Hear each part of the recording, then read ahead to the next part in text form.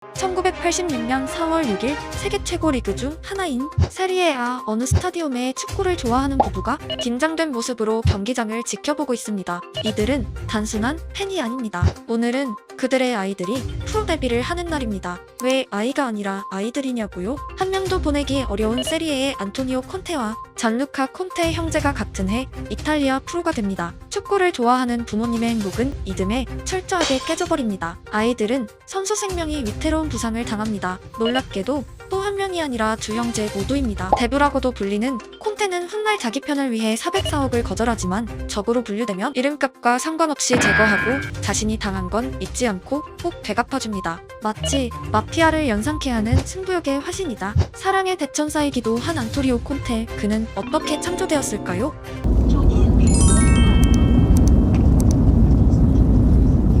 당신이 혹시 런던을 가게 된다면 전하고픈 말이 있습니다. 절대 이 남자를 적으로 돌리지 말라고. 그는 몇 년이 지나도 반드시 응징합니다. 하지만 혹시 이 남자의 진짜 친구가 된다면 콘테는 42년이 지나도 자기 자리를 걸고 당신을 보호할 것입니다. 돈으로 그를 품으려 했던 어떤 팀은 그의 반쪽도 살 수 없었고, 그를 설득한 팀들은 돈이 아니라 콘테의 사람들을 먼저 움직였습니다. 콘테파가 설득되면 콘테 감독은 덤으로 따라갑니다. 콘테 감독은 1969년 7월 31일 이탈리아 레체에서 태어납니다. 인구 10만의 소도시에 태어난 콘테가 승리에 집착하게 된 배경 중 하나는 그의 성장 환경입니다. 축구에 미친 나라 이탈리아에서 태어났고, 아버지가 축구 코치인 안토니오가 처음 축구공을 만진 날을 기억하면 그건 기적입니다. 심지어 자기보다 4살 많은 형이 있다? 어릴 때는 1살 형에게도 세상에 존재하는 거의 모든 것을 이기기 어렵습니다. 콘테의 축구는 곧 패배의 역사입니다. 한 해 한 해 조금씩 키는 자랐지만 유소년팀까지 입단한 형은 그에게 마치 펠레이자 마라도나처럼 보였습니다. 재능에 만족하고 훈련을 게을리하기엔 그의 가장 가까이 있는 상대는 콜로세움만큼 거대했습니다. 콘테의 아버지는 축구 코치였음에도 아들들에게 항상 공부가 우선되어야 한다고 주장했습니다. 어린 나이지만 아이들에게 규칙과 경계를 확실하게 설정하고 규율을 어기면 어떤 처벌을 받을지 분명히 규정했습니다. 콘테가 왜 손흥민의 아버지를 만나고 싶어 했는지 이해가 되시나요? 콘테와 손흥민의 아버지는 지구 반대편에서 나고 자랐음에도 굉장히 닮아 있습니다. 비슷한 교육을 받은 손흥민을 바라보는 콘테의 마음 또한 묘하지 않을까요? 콘테는 대부분의 시간을 축구에 쏟았음에도 반에서 5등생 중 한 명이었고, 선생님들은 학생의 본보기로 콘테를 지목했을 정도라고 합니다. 콘테의 아버지에 대한 감정은 그의 인터뷰 속 단 한 문장으로 모든 것이 설명됩니다. 아버지는 나를 소년에서 남자로 바꾸는 책임을 다했다. 평생 닿지 않을 것 같던 형의 등은 안토니오 콘테가 16세가 되던 해 가시권에 들어옵니다. 자신에게 가장 위대한 선수이자 사랑하는 형에게 근접한 순간 그는 어떤 마음이 들었을까요? 콘테가 16세가 되던 해 유소년이 아닌 프로 1군 데뷔가 정해집니다. 공교롭게도 20살이던 형과 같은 해 같은 날입니다. 인구 10만 명인 소도시에서 아들을 2명이나 세리에 A로 보냈다는 행복은 부모님에게 말로 다 표현 못하는 자랑이자 영예였음이 분명합니다. 동네에서 경쟁하던 2명의 콘테는 이제 프로 무대에서 평생의 승부를 오래도록 이어갈 것이라 믿었습니다. 하지만 잔루카 콘테는 결국 안토니오에게 평생 자신을 이길 기회를 주지 않습니다. 데뷔 다음에 잔루카는 부상으로 은퇴합니다. 16년 짧은 생 숙명의 경쟁자이다 발전의 이유였던 형은 그렇게 콘테의 무대에서 거짓말처럼 사라져버립니다. 라이벌을 잃어버린 안토니오는 놀랍게도 같은 해 정강이뼈가 부서지는 최악의 부상을 당하고 선수 생명의 불이 꺼지기 직전입니다. 바로 몇 달 전 이탈리아 프로 2명의 아들을 보며 온 세상 부러울 것이 없던 부모님은 잔루카의 부상 은퇴를 지켜보았고, 이번에는 아파하는 안토니오를 바라만 볼 수밖에 없습니다. 그에게 남겨진 건 성공을 확신할 수 없는 지루한 재활훈련이었습니다. 부상의 재활훈련엔 인내와 동기가 필요합니다. 대부분의 17세에게 인내란 블랙홀 같은 존재입니다. 알지만 볼 수 없는 무언가. 은퇴해버린 형, 그를 슬퍼하는 부모님.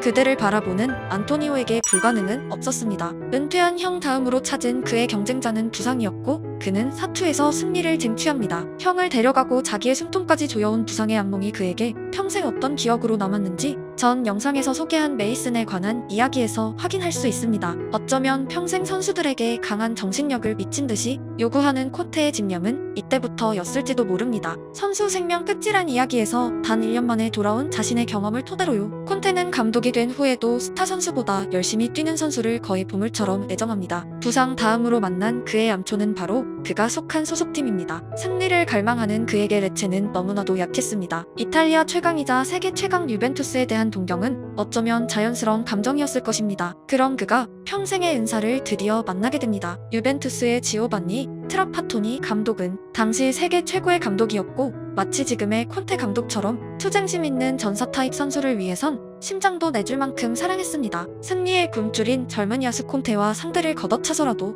투쟁할 전사가 필요한 트라파토니 감독의 만남은 운명이었고 안토니오는 드디어 유벤투스의 유니폼을 입고 고향을 떠나 토리노에 입성합니다. 이곳에서 콘테는 축구보다 중요한 유일한 것을 발견합니다. 이기는 것만이 필요했던 그의 정신세계에 나타난 돌연변이 같은 존재. 경기에서 승리했을 때를 압도하는 믿을 수 없이 빠른 심장 박동. 경기에 졌을 때보다 더 큰 타들어갈 것 같은 애달픔. 그것은 사랑이었습니다. 콘테의 사랑 이야기는 조금 이따 이어가겠습니다. 유벤투스에 입단한 콘테는 자신의 부족한 테크닉을 알고 있었습니다. 승리를 갈망하는 그에게 필요한 것은 잘하는 것보다 정신력으로 더 많이 뛰는 것이었고 드리블보다 상대를 제압하는 것이었으며 친절하게 교호하는 것보다 팀원에 욕하고 소리쳐서라도 투쟁심을 일깨우는 것이었습니다. 유벤투스엔 마치 두 명의 감독이 있는 것처럼 콘테는 경기에서 두 발뿐 아니라 입놀림도 활발했고 결국 27세에 유벤투스의 주장이 되고 이후엔 이탈리아 대표팀의 주장이 됩니다. 만나는 거의 모든 감독들이 그를 팀의 정신적 리더이자 엔진으로 여깁니다. 토트넘의 체력 훈련에서 쓰러지는 선수를 가여워하지 않는 건 콘테가 현역 때 이미 다 해본 일이기 때문입니다. 내가 했으니 너네도 할 수 있다는 의식입니다. 그의 탈인간급 정신력과 승리에 대한 광기 어린 집착을 보여주는 일화로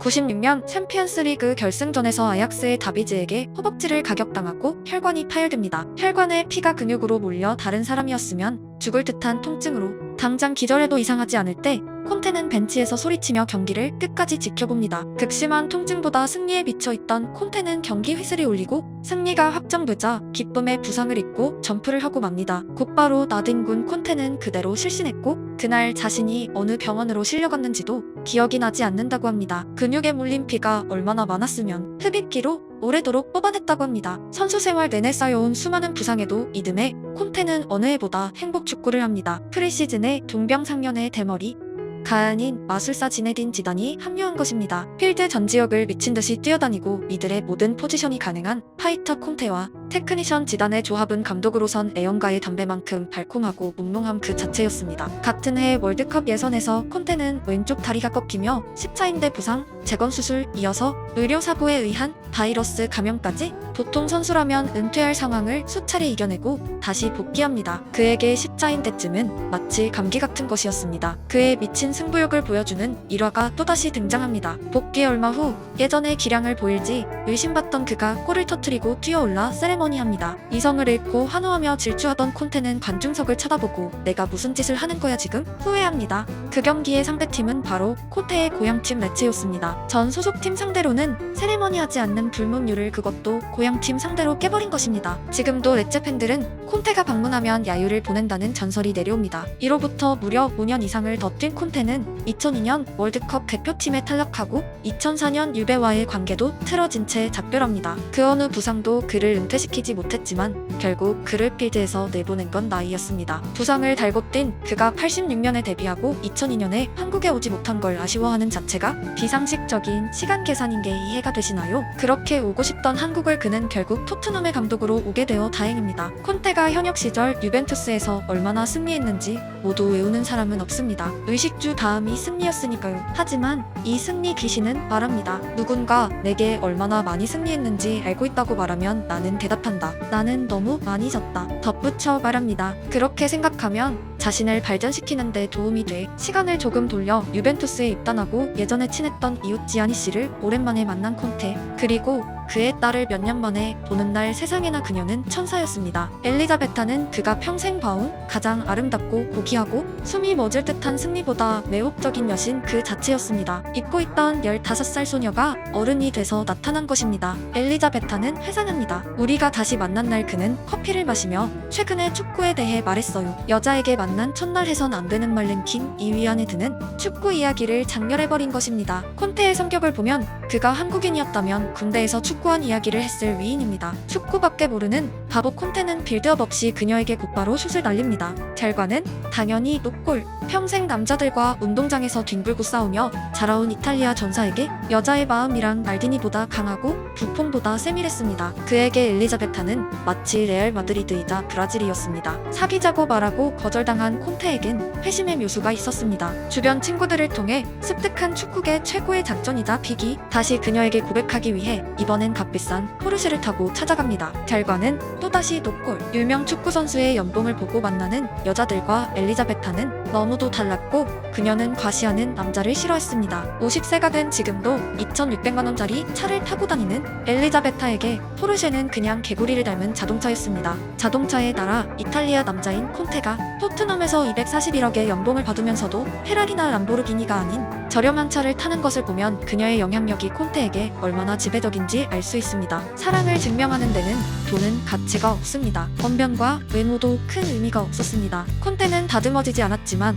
순수한 인간의 마음과 매력 그 자체가 존재했습니다. 변치 않는 콘테의 마음은 그녀에게 그동안 봐온 남자들의 그것과는 전혀 다른 원초적인 사랑 그 자체였고 2013년 6월 둘은 부부가 됩니다. 전장을 누비던 전사의 거친 삶에 비로소 봄날의 꽃이 자리한 새로운 인생의 시작이었습니다. 이탈리아를 떠나 처음으로 도전한 EPL 무대 첼시의 우승이 확정된 순간 엘리자베타는 감격의 눈물을 흘립니다. 그녀 앞에선 가장 유약하고 자상한 남자였지만 태어나서부터 가진 승리에 대한 집념과 그 치유함의 일환을 누구보다 이해하고 있었습니다. 감독 콘테는 선수 콘테와 닮아 있습니다. 테크닉이 부족했던 선수 콘테처럼 감독 콘테는 전술에 대한 이해도가 초반엔 부족했습니다. 그는 반할 감독의 훈련을 몰래 숨어서 지켜보다 보안 요원에게 쫓겨난 일화가 있습니다. 최고의 선수였던 콘테지만 초보 감독은 여전히 승리에 목말라 있었습니다. 여기서 나타난 어릴 적 아버지의 가르침. 콘테는 대학에 가서 관리자 심리학을 공부합니다. 그리고 축구 감독이 팀의 이상적인 보스가